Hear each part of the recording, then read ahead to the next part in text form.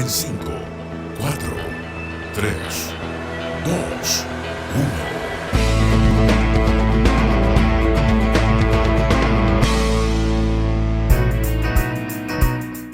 Aquí estamos en un nuevo capítulo de Hágase la Luz y un capítulo bastante especial porque hace un año partimos con este proyecto y queremos empezar este nuevo ciclo con caras nuevas. Aquí ustedes pueden ver a mi costado, no sé en qué lado está porque esto depende del Zoom, don Sebastián Campos. Sebastián, un gusto que estés con nosotros en este proyecto de Hágase la Luz. Bienvenido. ¿Y cómo te sientes de compartir estas experiencias del sector energético con una cantidad de invitados e invitadas que ya irán conociendo de a poco? Hola Danilo, no, muy entretenido, muy motivado. Saludos ahí a todos los que nos están viendo, los que nos están escuchando, los que nos ven ahí por Spotify, por todas las plataformas en las que salimos, así que muy contento. Un poco aquí venimos, ¿no es cierto?, a tratar de desordenar un poquito el sector eléctrico, ¿no es cierto?, a mechorearle un poco, que de repente somos todos muy correctitos, muy ordenados, ¿cierto?, y aquí hay que tratar de ponerle corriente, como se dice, ¿no es cierto?, estamos para ponerle corriente al sector, así que tratar un poquito de desordenar la cosa y sacarle buenas entrevistas a nuestros entrevistados también para que ustedes, ¿no es cierto?, nuestros radio escucha ahí, nos puedan ahí, ¿no es cierto?, prenderse, escuchar y motivarse y meterse en este sector, porque yo creo que hoy día, ¿no es cierto?, la luz y la energía es de las cosas más importantes, ¿no es cierto?, de los desafíos claves donde estamos hoy día metidos. Tenemos que todos participar, todos ponerle bueno, así que no, muy motivado, muy entretenido para sacarle, ¿no es cierto?, el mayor provecho a este ratito, ¿no es cierto?, donde podemos informar de energía a full. Sí, este es como estamos en el living de la casa para conversar y ciudadanizar este concepto, esta energía que toca muy bien de decir, que de repente nos gusta hablar en complejo, pero esto es mucho más simple, llevar este mensaje de cuáles son todos los desafíos que tenemos en el sector desde hoy día hasta los próximos años. Seba, mira, nosotros generalmente cuando tenemos un invitado acá, le dejamos los controles de la radio a su disposición, pero como bienvenida a esto y que nos va a acompañar durante mucho rato, te dejo para que nos deje una canción antes de que venga nuestro gran invitado, que llegará en un par de minutos más. Así que dale para que podamos presentar en un rato al invitado del día de hoy. Buenísimo. Bueno, y en esta hora de la tarde, bueno, o a la hora que lo estén escuchando en realidad, sí, vamos a ir con algo prendido, ¿no es cierto?, para empezar a moverse, a bailar y activar las neuronas, así que vamos con Disco Inferno de The Tramps.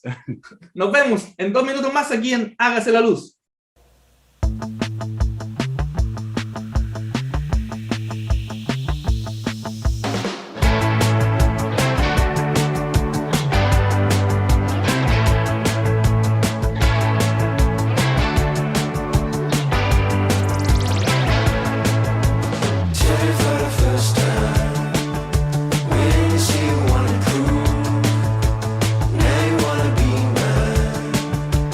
Looking for that inside.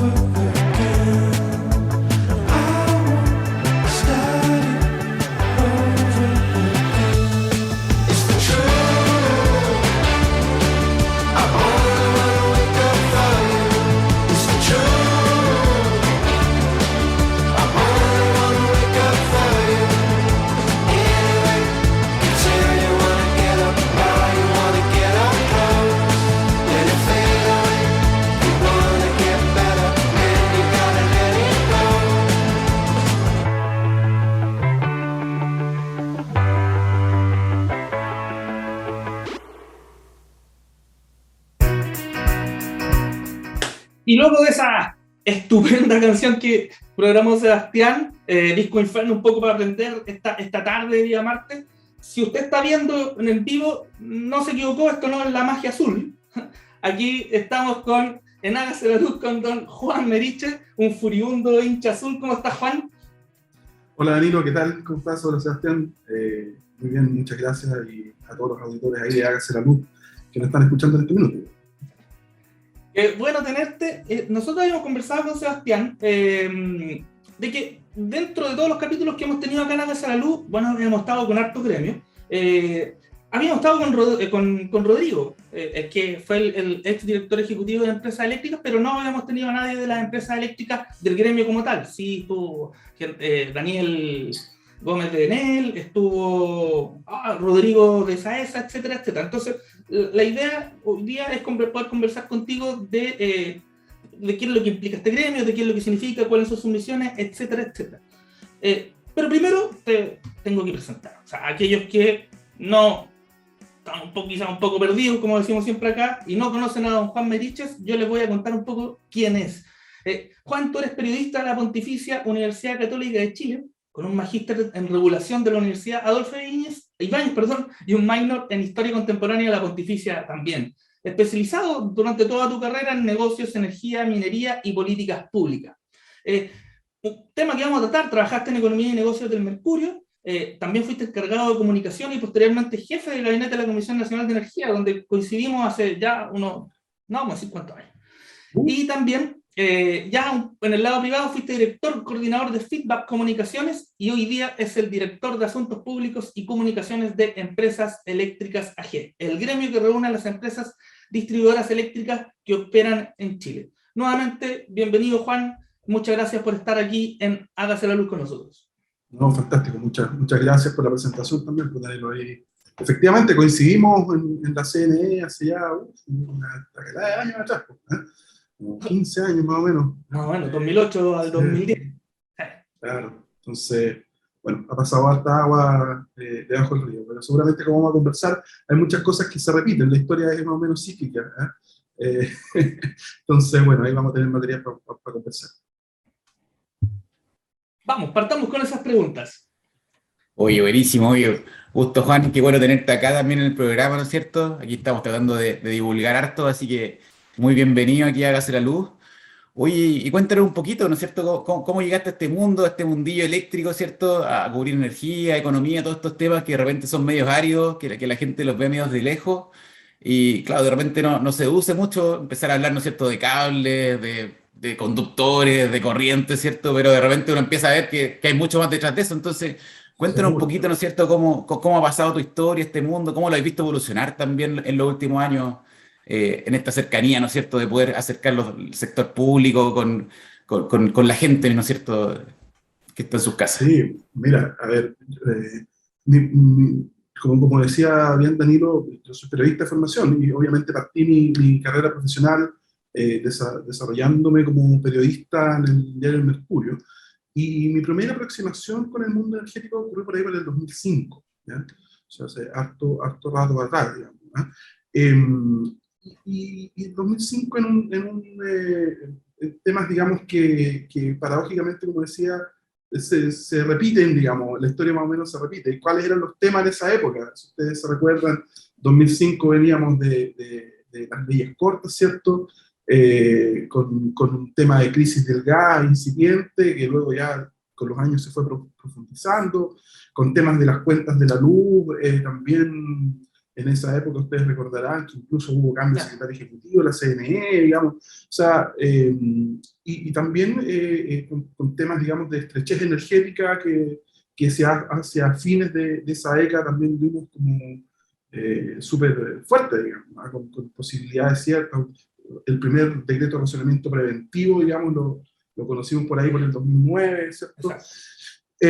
Entonces, esos años en el periodismo, digamos, el tema energético, en los diarios sobre todo, era como un tema que estaba permanentemente en la agenda, ¿ah? Y yo diría que más bien hoy día, por los cambios que han vivido los medios de comunicación, se han ido, digamos, trasladando esos temas desde las primeras planas de los diarios a más bien medios de nicho, salvo en los temas que naturalmente tienen mucho más efecto público, digamos, asociado a cuentas eléctricas o a temas del gas que tienen efectos directos sobre clientes, que son temas que siempre permanentemente son parte de la agenda pública, ¿cierto?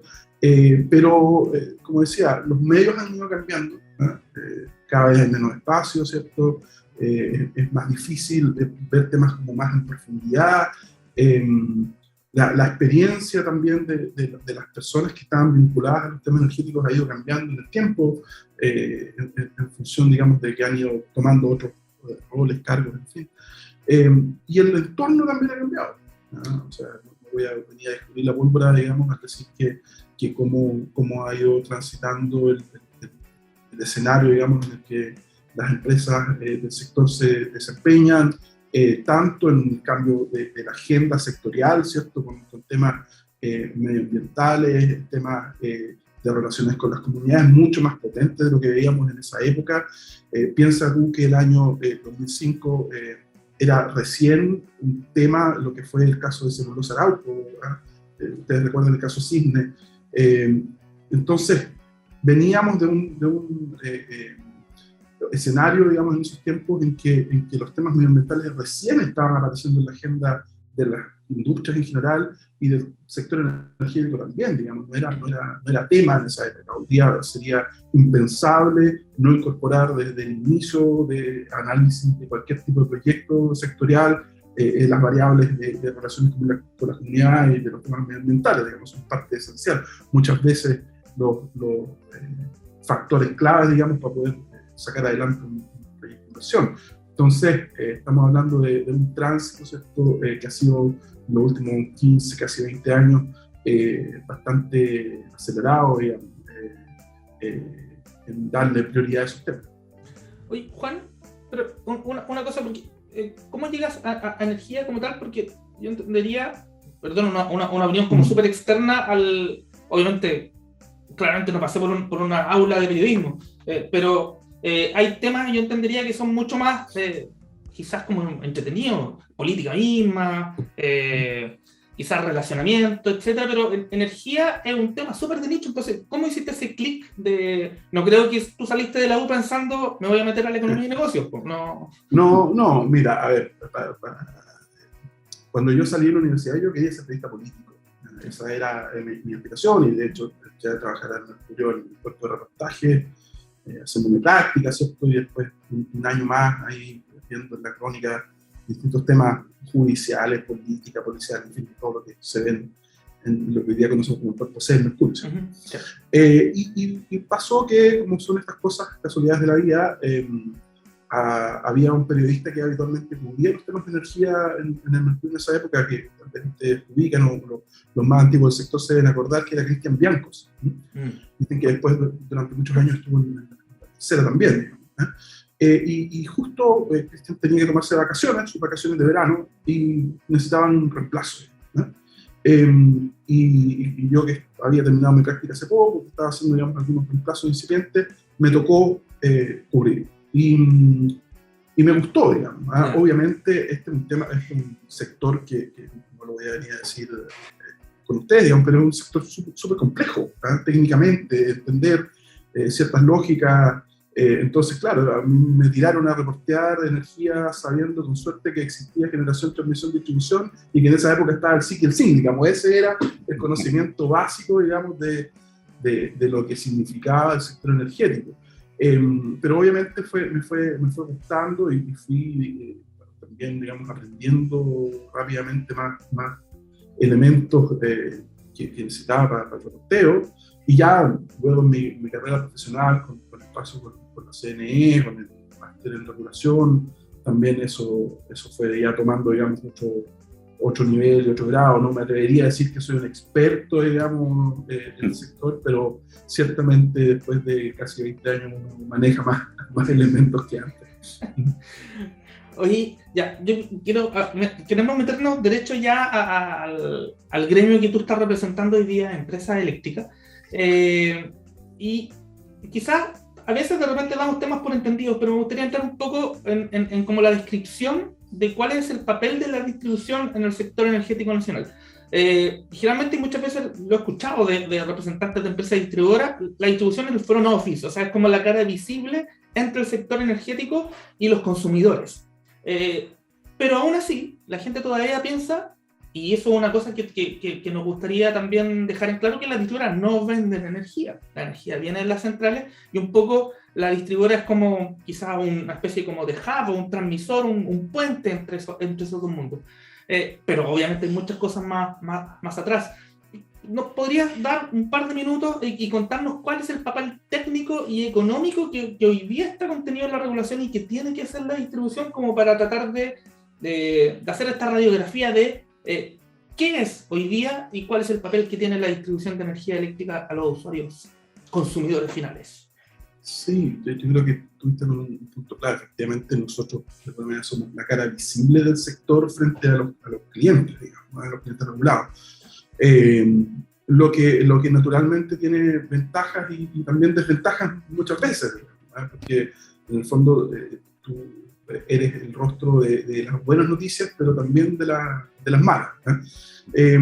Y muchas veces la gente también piensa, y esto es un tema que tiene que ver, digamos, con un tema de educación, de cómo funciona, digamos, la energía en Chile, que presume que todo el costo de lo que cuesta, digamos, la cuenta de la luz es ingreso, digamos, de la empresa distribuidora. En circunstancia que nosotros hoy día representamos en torno al 20%, digamos, de la cuenta eléctrica. Y lo menciono eso porque efectivamente el tema es un sector permanentemente expuesto, ¿ya? Por una parte, respecto a los temas de continuidad de suministro, o sea, asociado a la calidad de servicio, ¿cierto? De cómo es percibida, digamos, esa continuidad de suministro, cuando obviamente se corta la luz, la empresa, tal cual, en fin, te ves expuesto a eso. Y por otra parte, obviamente sensible al precio. Sabemos que obviamente esa es una variable súper importante de cara a los clientes finales, ¿no? Cómo ha ido evolucionando el valor de las cuentas eléctricas y las alzas que han tenido y que tienen y que van a tener, digamos, más allá de que sabemos todos que en el largo plazo debiese tender naturalmente a una reducción.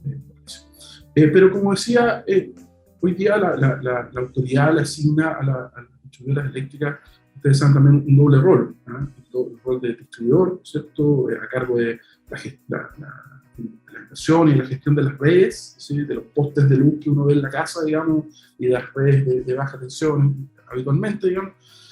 Y también el rol de comercializador, donde ser quien se encarga de la facturación, de mandar la boleta, de cobrar, en fin, de generar esas tareas más comerciales. Y se trata de una industria regulada. ¿Ya? Yo creo que también eso es súper importante. Yo estoy yendo a los elementos súper básicos que probablemente para muchos de los auditores son conocidos, que son expertos en el sector, digamos, pero para otra gente no necesariamente. Es un sector que está regulado tanto, digamos, en sus temas de concesiones, en sus temas tarifarios, en sus temas de seguridad, en sus temas de calidad de servicio, en fin, que no se manda solo, digamos, que tiene efectivamente un marco sobre el cual puede operar, sobre el cual no puede operar, y obviamente hay cosas que están reconocidas en la tarifa y otras cosas que no están reconocidas en la tarifa, en fin, tiene una serie de complejidades, y como decía, también está permanentemente expuesto, digamos, que obviamente es un tema importante. Ahora, para ponerle foco un poco a este escenario, yo diría que hoy día probablemente para nosotros los temas más importantes están asociados al tema de calidad de suministro eléctrico.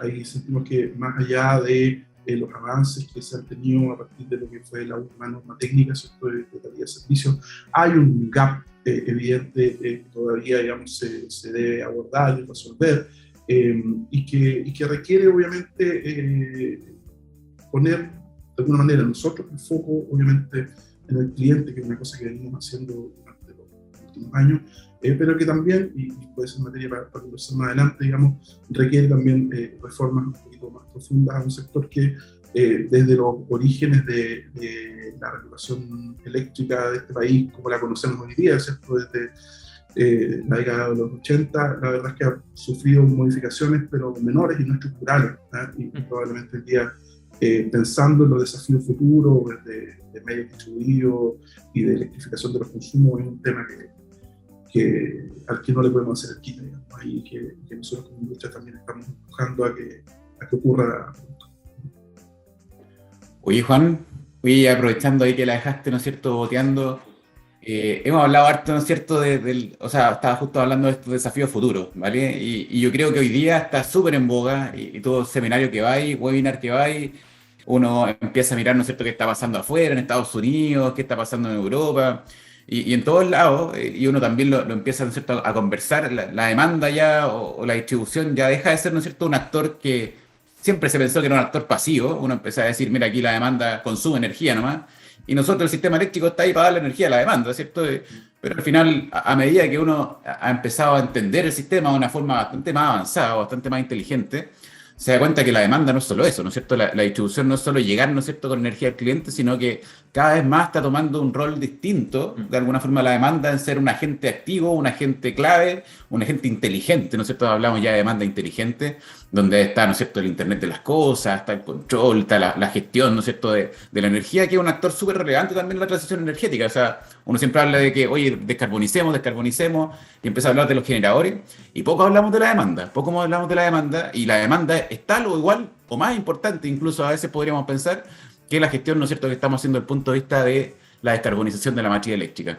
Entonces, en ese sentido, ¿no es cierto?, con este desafío que es como súper potente, ¿cómo ves tú a la industria, ¿no es cierto? ¿Cómo ves tú que está preparado, ¿no es cierto?, nuestro país para enfrentar este nuevo desafío, este nuevo paradigma, el transitar hacia una red inteligente, el transitar hacia una distribuidora un poco 2.0 que le llamamos, y ver, ¿no es cierto?, cuáles son nuestros desafíos? Tenemos desafíos regulatorios, tenemos desafíos de activos, de capital humano, de repente. No sé cómo veías ahí tú el problema, que no es un problema chico, pero que tenemos que darle. Entonces ahí quería ver cómo lo están viendo ustedes. Mira, yo te diría que a ver, para poder viabilizar precisamente esta agenda que estamos hablando, ¿cierto?, esta agenda 2.0, es difícil entrar a una conversación y decir, mire, pensemos en el futuro, ¿cierto?, de la distribución eléctrica, y imaginémonos que tenemos medidores inteligentes por todos lados, que podemos medir todo lo que queramos medir, que tenemos cada vez más, ¿cierto?, generación distribuida medida, electromovilidad por todos lados, digamos, cuando en la agenda todavía hay temas de corto plazo que debemos resolver, digamos. Entonces, me voy a referir a esta agenda, si tú querés, de mediano y largo plazo. Yo creo que no es un problema, o sea, es un problema si perdemos el foco también en el corto plazo. Y en el corto plazo yo te diría, y quiero repetir algunas cosas que decía antes, digamos, pero hay un tema asociado a la calidad de servicio que debemos abordar. Y ahí hay temas, si tú quieres, más pedestres, pero no menos importantes, o sea, temas asociados a el manejo de arbolado urbano y rural. O sea, ¿qué es lo que pasa, digamos? ¿Qué es lo que ve la gente? La gente ve que cada vez que llueve, ¿cierto?, y corre un poco de viento, se corta la luz. Chuta. Y anda a explicar tú, digamos, que es que, mire, hay árboles que se caen, hay ramas que se caen sobre la línea y generan estos cortes. Sí, pero ¿por qué no las han cortado antes? Chuta. Y ahí entra en una multiplicidad de factores que tienen que ver con coordinaciones con las municipalidades, con acceso a predios, digamos, de los dueños de terreno y la dificultad que eso supone. En fin, hay un tema ahí grande que abordar, que estamos, digamos, conversando con la autoridad para ver cómo manejarlo de mejor manera y generar ahí una agenda de trabajo que nos permita avanzar. También el tema de los campamentos, otro tema de corto plazo súper importante. La proliferación de los últimos años de campamentos en distintas zonas del país que tienen un efecto sobre la continuidad de suministro y sobre la seguridad, digamos, de las redes eléctricas, que es súper importante, digamos, cuando hay ciertos consumos que no están dentro de la red y que son consumos, digamos, colgados, por decirlo de alguna manera, en sencillo, generan efectos sobre la red misma, entonces la hacen más frágil, se generan problemas de seguridad desde de seguridad, digamos, para las mismas personas, por un tema no sé, de electrocutarse, digamos, por ponerlo sencillo, hasta temas, digamos, de continuidad sospechosa. Entonces, ese también es un temazo que abordaron en corto plazo. Y también la convivencia de cables en la red. O sea, ustedes recordarán que hace un tiempo se tramitó lo que se llamó la ley Chao Cable, ¿cierto? Que de alguna manera ordenaba la convivencia del cableado eléctrico fundamentalmente el cableado de las empresas de telecomunicaciones. Ahí hay un tema reglamentario todavía no resuelto, digamos, y que ojalá se pueda resolver de buena manera y en el corto plazo. Pero me quiero ir a lo que me estaban preguntando respecto a los desafíos de largo plazo. Nosotros estamos convencidos que la distribución eléctrica es y tiene que ser un habilitante para la transición energética. O sea, se ha hablado, digamos, en esta transición energética, ¿cierto?, de la matriz más carbonizada a un proceso de descarbonización, en que el fortalecimiento de las redes, tanto de transmisión como de distribución, es clave. O sea, hacerlo con las mismas redes que tenemos hoy día, probablemente no lo vamos a ver o lo vamos a ver en un ritmo que el país necesita. Y por lo tanto, la modernización y el fortalecimiento de las redes eléctricas es un tema crucial, digamos, para esta distribución 2.0. Esta distribución 2.0 que, insisto, nosotros nos la imaginamos con cada vez más recursos distribuidos, fundamentalmente distribuida, electromovilidad, ¿cierto?, pero también con una mayor electrificación de los consumos. O sea, cada vez más, por ejemplo, la calefacción, que se está generando un tránsito y un incentivo también a que sea cada vez más calefacción eléctrica, por ejemplo, o otro tipo de consumo en el hogar, requiere esa infraestructura fortalecida. Y obviamente eso va de la mano de un cambio regulatorio profundo, que es lo que decíamos hace un ratito. Que ponga los incentivos correctos, ¿cierto?, en las necesidades de esta nueva red, que probablemente signifique un cambio en el esquema tarifario que hoy día existe en el sector, y que de alguna manera ponga las prioridades, digamos, en estas necesidades futuras. Nosotros entendemos que las nuevas autoridades están trabajando hoy en una agenda que debiese incluir ajustes en la regulación de distribución, que son temas que se vienen conversando hace ya hartos años, digamos, y que yo creo que llegó el momento, digamos, que lo tomemos en serio y lo trabajemos de buena manera. Me acuerdo cuando entrevistamos a Daniel Gómez, el gerente de regulación de Enel, él nos contó que cuando llegó a trabajar a distribución en ese tiempo a Chilectra, el primer tema que le pusieron en el escritorio era la ley Corta 3. O sea, estamos hablando hace mucho tiempo, y que efectivamente esto se ha ido, como tú dices, analizando hace rato, pero todavía no lo podemos como aterrizar. Ahora, quiero hacer como una reflexión personal de un tema que pusiste, que es como esto de la urgencia. O sea, de repente efectivamente pensamos que venga la electromovilidad, que vengan ciertas cosas, pero hay cosas súper básicas hoy día que efectivamente quizás nos deben ocupar un poco más. Que es el caso, por ejemplo, del acceso a energía. Tú hoy día no piensas en una casa si no tiene acceso a energía, y eso va para todas, independiente de la calidad, y eso, como dijiste tú, las tomas.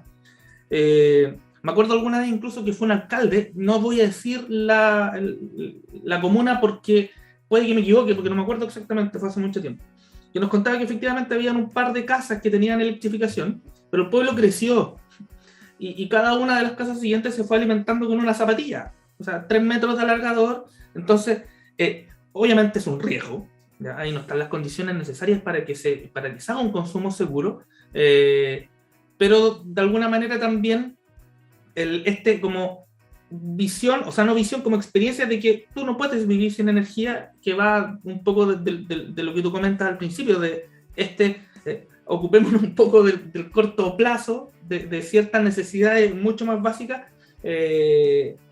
y hagamos esto como caminando y mascando chicle, mientras vamos preparando esta carretera de esta distribución 2.0, tanto regulatoria como técnicamente, vamos dándole a los temas de seguridad, de calidad de servicio, etcétera, etcétera. Me parece que hiciste un análisis bien perfecto, bien bueno de las urgencias que tenemos. tanto al corto plazo como al mediano y al largo plazo. Ya, saltemos a otro tema que queda un poco pasado con esto de la urgencia, pero hay que avanzar. Y uno de los temas importantes que tú lo mencionaste, que son estos elementos que van a empezar a convivir con nosotros de manera mucho más masiva. Hoy día existe, que es la generación distribuida. Ya podemos pasar de repente por la calle y ver algunos paneles en algunos techos.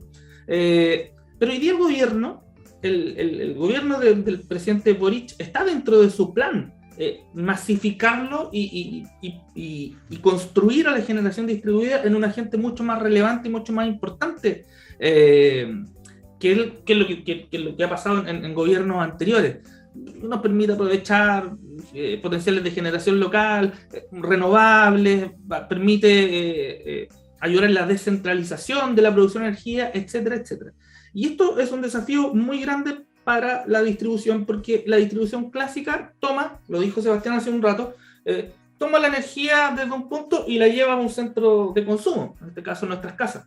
Pero con la generación distribuida esto se vuelve, es como un tira y afloja. De repente generamos, de repente consumimos, y obviamente eso cambia un poco la forma de entender la infraestructura de la distribución. ¿Cómo ustedes han visto este fenómeno y cómo también nos preparamos, no solamente regulatoriamente, sino también técnicamente? ¿Qué desafío nos trae la generación distribuida? Sí, mira, a ver, cuando hablamos de generación distribuida, nosotros creemos que naturalmente es una de las medidas probablemente más importantes para colaborar en la reducción de gases de efecto invernadero. ¿Y por qué? Porque en el fondo la generación cerca de los puntos de consumo lo que nos permite, por una parte, la reducción de emisiones totales, pero también una disminución de los niveles de inversión requeridos en líneas de transmisión y en otro tipo de infraestructura que cada vez sabemos es más difícil poder desarrollar. Entonces, tiene una doble virtud desde esa óptica.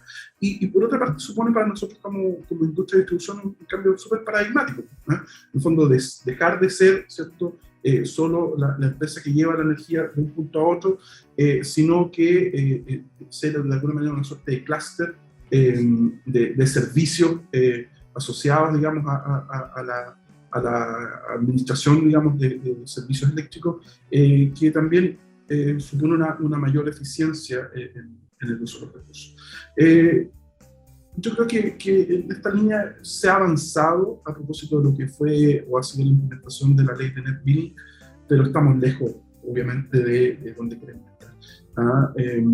Nosotros hemos empujado, digamos, en su minuto cuando fue la discusión, ¿cierto?, respecto de los cambios de la ley de distribución, que tenía inicialmente, ¿cierto?, 3 focos: el tema de la comercialización, por una parte, el tema de calidad de servicio y también el tema de generación distribuida.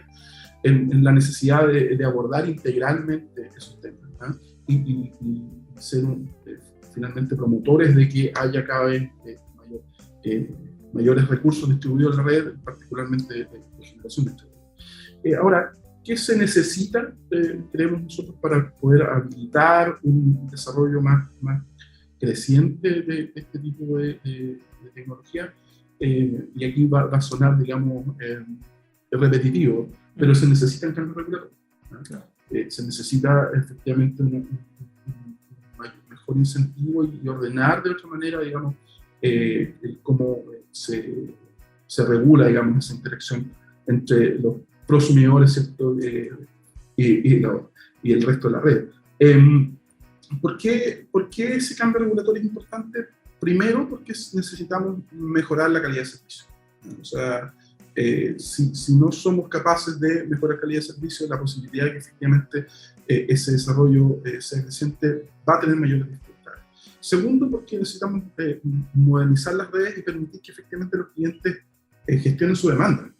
O sea, si no somos capaces de instalar la tecnología necesaria, ¿cierto?, para que eso ocurra, el cliente tiene que ver, ¿cierto?, y gestionar de mejor manera cómo se desarrolla esa demanda. Y eso pasa, tendrá que ser tema de análisis, digamos, en qué minuto se tendrá que volver a conversar de medición inteligente y otro tipo de tecnologías, ¿cierto?, que permiten y viabilizan eso, ¿sí?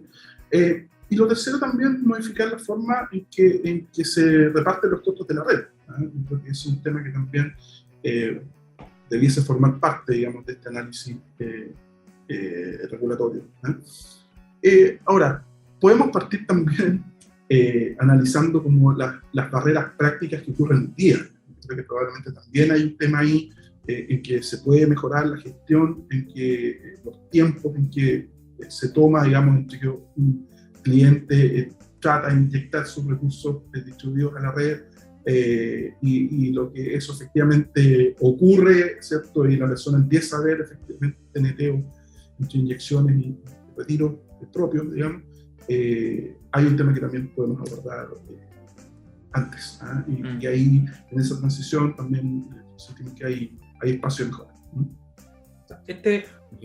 Perdón, dale. No, siguiendo un poquito con el tema, ¿cómo veis preparado tú a la empresa de distribución? ¿Cómo veis preparado, ¿no es cierto?, a Enel, a CGE, a las cooperativas de repente que andan por ahí, ¿no es cierto?, a las empresas más en el sur, porque este es un aspecto grande, ¿no es cierto?, un monstruo grande que de repente uno empieza a ver y los problemas... La realidad es muy distinta. Claro, realidad es muy distinta, eso ya, ¿no es cierto? De repente uno se fija aquí en Santiago, ¿cierto? Y bueno, está en la ciudad, pero te vas al sur, ¿no es cierto? Tenés que meterte, ¿no es cierto?, a la zona con árboles, ¿no es cierto? Súper complicado llegar de repente por redes de distribución que están mucho más lejanas. En el norte otra realidad, ¿no es cierto? De repente tenés que recorrer kilómetros para llegar a un punto. Entonces, claro, de repente teniendo esos problemas, que como bien mencionabas tú al principio, de repente son más pedestres, ¿cierto? ¿Cómo veis tú preparado a este ¿es factible? ¿Hay que meterle más plata? ¿Hay que hacer investigación y desarrollo? De repente un poquito tu visión, ¿no es cierto?, respecto a cómo enfrentar este nuevo mundo cuando, como bien tú dices, ¿no es cierto?, tenemos muy problemas del día a día. Mi respuesta es todas las anteriores. Todas las anteriores y más. Todas las anteriores y más. Yo creo que tú viste en el clavo con el tema, digamos. La industria de la distribución, si bien en términos de los fierros, ¿cierto?, y de las regulaciones, obviamente las realidades que enfrentan cada una de las empresas distribuidoras es súper distinta y eso está dado por las condiciones territoriales en las que se desarrollan. Obviamente es distinto en términos de densidad poblacional, en términos de dificultad, de geografía, ¿cierto?, de cómo están expuestos a distintos fenómenos climáticos también cada vez más crecientes. Hay un tema de resiliencia de red, podemos hablar ahí latamente sobre eso, digamos. Pero también respecto de cómo dar este salto, ¿cierto?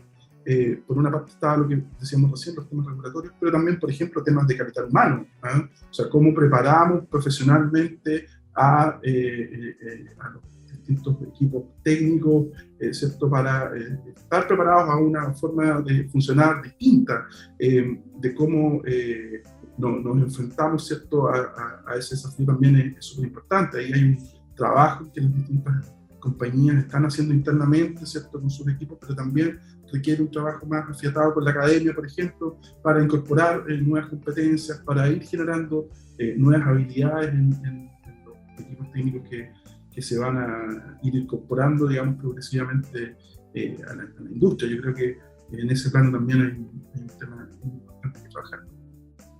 Yo voy a hacer una pregunta súper corta acotando lo que había dicho. Bueno, lo dijo Sebastián también ahora, pero recuerdo, Daniel Gómez, como te decía, nos contó de la ley Corta 3 del año 2010, 2008 quizás. Me acuerdo de Fernando Flató, un saludo a Fernando Flató, amigo de nosotros, que escribía ahí, se cerraba en su oficina a escribir la ley en el gobierno de Bachelet 2. ¿Ya? No, olvídate, Bachelet 1. Bueno, la escribió dos veces. No, o sea, no, puede ser que la haya escrito, digamos, Bachelet o Fernando, salvo Fernando también. Pero yo recuerdo, digamos, haber escuchado de la ley Corta 3 el año 2006. 2006, sí. No, mi pregunta era como, ¿aguantaremos otro periodo ejecutivo sin ley? Yo creo que deberíamos, ya es urgente. O sea, mira, para ponerlo de otra manera, ¿aguanta 8 ciclos? Probablemente sí, pero la pregunta es ¿a qué costo? O sea, estamos perdiendo, ya hemos perdido años, respecto de una reforma profunda y de lo que eso significa en términos de poder anticiparnos. O sea, cada tiempo que pase, ¿cierto? Sin que le metamos mano a la regulación en distribución de buena manera, pensando, digamos, en cómo efectivamente se convierte en un habilitador de la transición energética, son años en que esa transición, al menos a efectos de lo que los consumidores van a ver tangiblemente, va a tardar más, ¿no?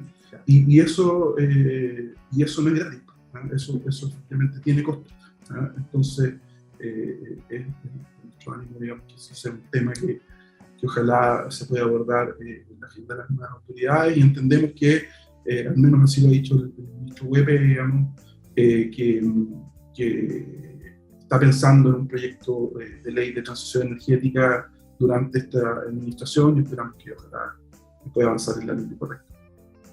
Yes. Oh, súper interesante, Juan, ahí la visión, ¿cierto? Oye, un poquito, en este mismo sentido, bueno, estamos hablando un poco de cambios regulatorios, de modificaciones en la ley. Sin embargo, hoy día, ¿no es cierto?, tenemos temas bastante más contingentes.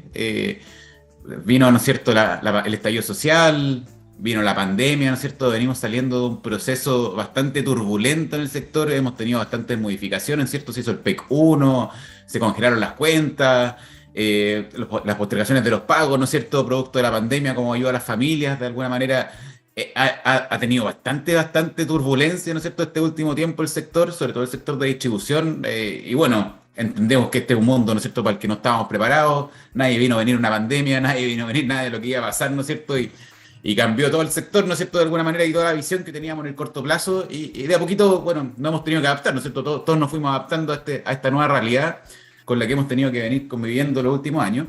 Y bueno, y ahora mismo, ¿no es cierto?, bueno, se acabaron las platas para el primer fondo, estamos tramitando, ¿no es cierto?, el PEC 2, y un poquito, no sé cómo es su visión de la industria de esta discusión, cómo ven qué va a salir de ahí, si se ve algo positivo o no, y un poquito tu visión, ¿no es cierto?, desde el punto de vista del gremio, cómo ven, ¿no es cierto?, todos estos cambios que hoy día están ocurriendo y se están discutiendo en el Congreso. Sí, o sea, a ver, hay que las condiciones que se debieron enfrentar en los últimos años, fundamentalmente a propósito de la pandemia, han sido particularmente desafiantes, ¿no?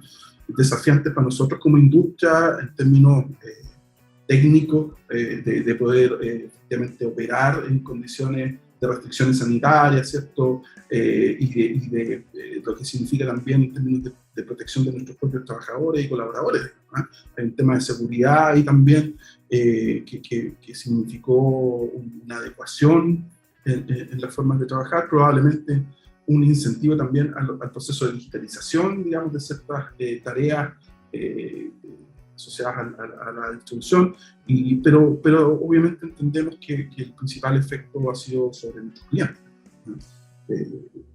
Efectos de distintos tipos, efectos asociados obviamente a la pandemia y a las restricciones, al aumento de los consumos, digamos, en los hogares, pero también respecto a lo que ha significado en términos de alza en el costo de la vida, ¿no? O sea, y el tema de precios, ¿no? Y desde esa lógica, nosotros, desde el primer minuto, más allá de lo que significó después la implementación de la ley de servicios básicos, ¿cierto? Vimos en la medida, digamos, de no corte por deuda en el servicio, entendiendo que un servicio básico como este, en esas condiciones, era necesario mantenerlo a todo evento, ¿cierto? Y generar facilidades de pago para los clientes, y ayudarlos, digamos, a poder asumir los distintos mayores costos que significaba, digamos, la pandemia y los efectos económicos de empleo, en fin, que eso trajo consigo. Y lo que fue también la implementación de la ley de servicios básicos posteriormente, ¿cierto?, como ya una exigencia legal.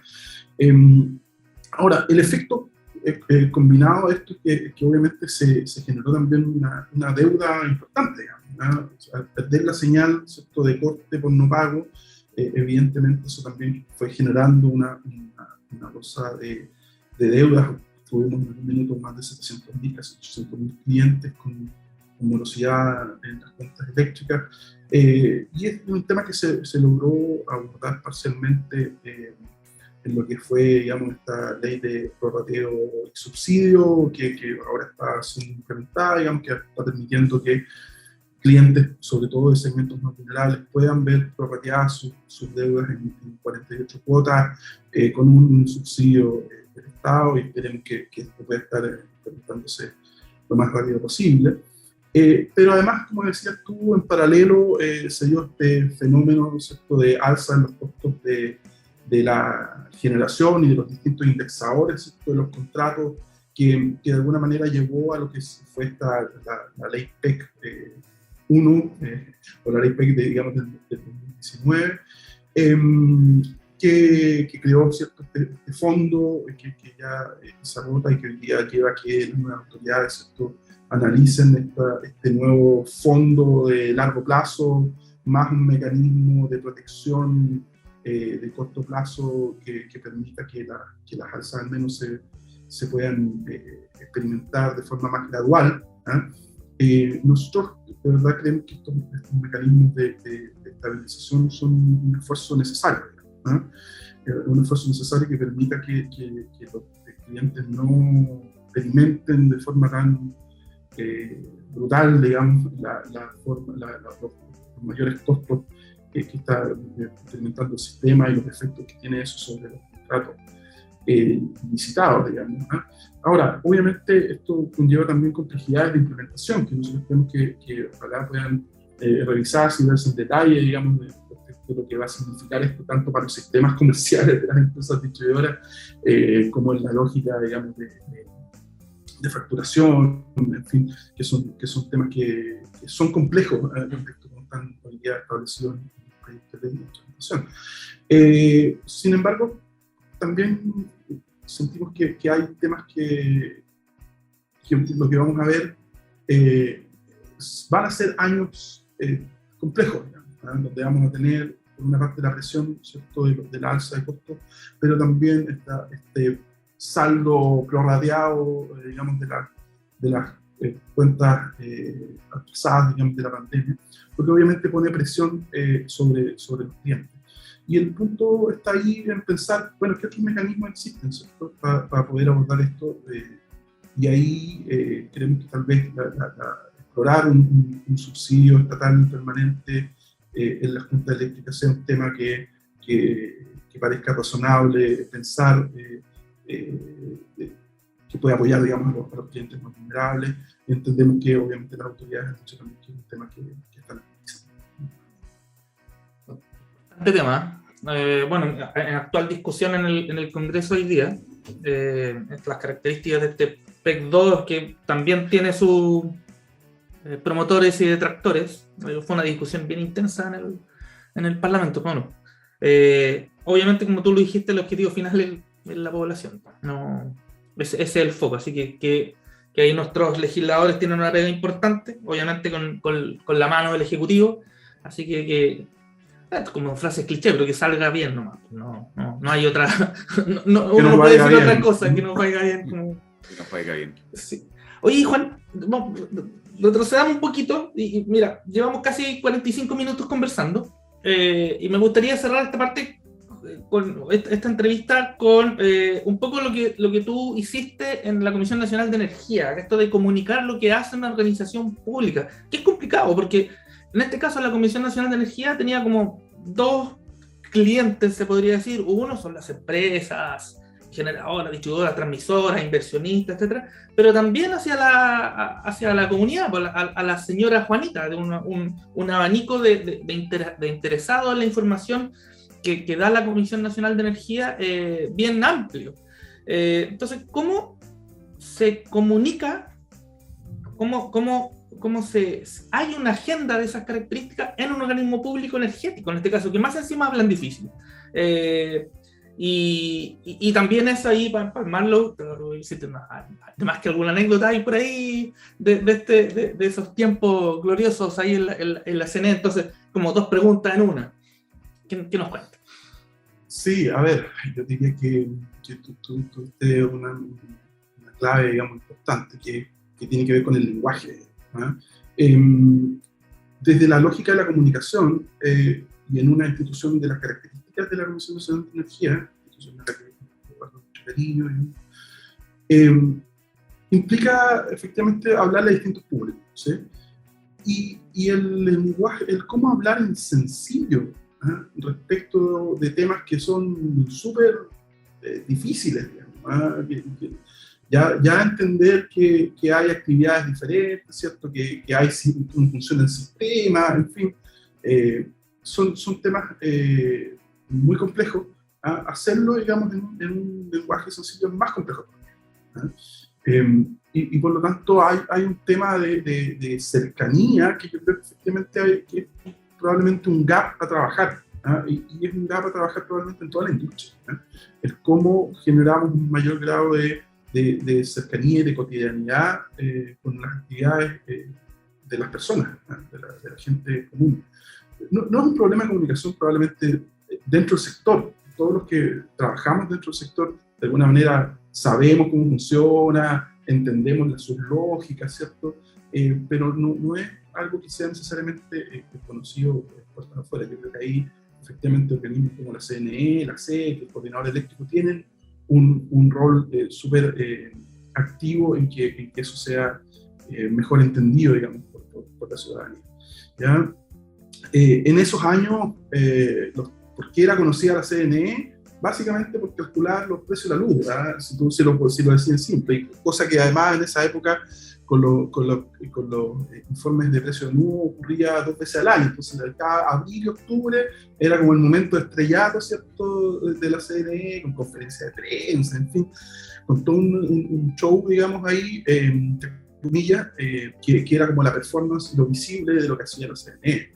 Sin embargo, obviamente todo el trabajo era mucho más amplio. Un trabajo que me tocó conocer de mejor manera, digamos, como jefe de gabinete hacia el año 2009-2010,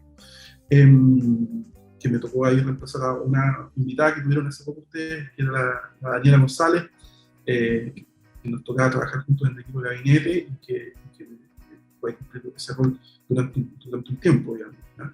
En un rol que también obviamente es súper poco conocido para gente común, que hace un jefe de gabinete, digamos, ¿no? Y el jefe de gabinete habitualmente es como una suerte de pivote dentro de la organización que colabora en el día a día en la gestión de la autoridad de turno, ¿cierto? Tanto en la relación y en llevar la agenda con los distintos agentes externos, pero también internamente en el cumplimiento de metas, ¿cierto? En más bien temas de gestión interna que son súper importantes. Anécdotas, muchas, varias, que se puedan contar. Menos. Claro, no, pero recuerdo, no sé, temas que a esta altura ya están medio fresquitos, pero todo lo que significó hacia el año 2008, lo relacionado con los cortes de gas desde Argentina, ¿no? Que se pasó por momentos súper críticos. Yo creo que no sé si se logró dimensionar externamente lo crítico que llegamos a estar, ¿no? O sea, recuerdo yo en algún minuto en esa época ya estaba como ministro presidente de la CNE, Marcelo Tocman, junto con Rodrigo Iglesias, que en esa época era el secretario ejecutivo de la CNE, ¿cierto? Y lo que eran las conversaciones prácticamente en la madrugada, digamos, con el ministro Julio De Vido en esa época en Argentina, ministro De Vido, digamos, que después ha tenido ahí temas judiciales en Argentina también. Bueno, en fin, era súper complejo, digamos, era casi como, me queda nada de gas, ¿ah? O sea, si no me inyectan gas ahora, probablemente mañana vaya a anunciar, digamos, cortes de gas masivos en Santiago, imagínate lo que ha sido eso en esa época. Además, toda la coordinación logística con las empresas, efectivamente, para ver cómo funcionábamos en un escenario de esas características, eran momentos de alta tensión, ¿no? Y son cosas que no necesariamente se conocen, digamos. Entonces, bueno, solo da cuenta un poco de la pega tras bambalinas, de lo que significa poder garantizar y dar seguridad de suministro de distintos insumos energéticos, donde la autoridad efectivamente tiene un rol clave. Oye, Juan, te agradecemos mucho este espacio que te diste para conversar con nosotros. Raramente este segundo capítulo que se nos tiñe de azul la Casa de la Luz. Tuvimos a Marco Peirano, otro hincha ahí de verdad, de esos hinchas del azul, de Universidad de Chile. Y nada, pues, un gusto estar acá contigo. Sebastián, no sé si quieres decir algo antes de cerrar. No, muy agradecido a Juan, ¿no es cierto? No, muy bueno, yo creo que son temas muy contingentes, hay de todo, ¿no es cierto? Temas que están pasando hoy día, temas que se están tramitando, temas que nos van a pasar en el futuro, y al final este es un tema que tenemos que, como tú bien decís, ¿no es cierto? Las comunicaciones son súper claves, y ahí de alguna manera hay que llevárselo, este lenguaje a la señora Juanita, porque al final la señora Juanita es la que va a terminar haciendo el cambio también. Entonces, yo creo que estas comunicaciones, estas instancias son súper relevantes. Y bueno, yo a mis alumnos también les mando un saludo, aprovecho también, siempre les mando, ¿no es cierto?, este mensaje de tenemos que ser un poco los que vamos ahí predicando por el mundo, hablando, ¿no es cierto?, de cómo transitar hacia este mundo más limpio. Sí, yo les agradezco nuevamente la invitación, ha sido muy entretenida la conversación. Espero que haya más azules en la grilla, ¿cierto?, invitados de esta nueva temporada de Hágase la Luz. Y solo como un mensaje final, yo creo que nuestra industria nunca puede perder el foco de por qué hacemos lo que hacemos, ¿no? Y lo hacemos para las personas, ¿no? Y para la gente de a pie, digamos, que nos conoce poco, que sabe poco de lo que hacemos, y que ahí hay un desafío enorme por abordar, pero de nuevo, ese es el norte, ¿no? Sí. Y lo hacemos para que tengan una mejor calidad de vida, y creo que eso es fundamental. Se nos olvida a veces eso, ¿no? De repente. Pero bueno. Absolutamente. Estimado, tome los controles de Hágase la Luz y por favor nos deja con esta canción, una canción de cierre, que usted la programa y nosotros nos despedimos de este capítulo con Juan Meriches, el director de comunicaciones de Empresas Eléctricas y de Asuntos Públicos, perdón, y comunicaciones de Empresas Eléctricas, y nos vemos la próxima semana con más sorpresas en Hágase la Luz. El micrófono es suyo, don Juan Meriches. Fantástico. Solo a modo de despedida los dejo con hace poquito en Chile, Django, y la canción Truth. Así que muchas gracias. Un abrazo, muchas gracias Juan, y nos vemos Que en una también. semana más. Chao.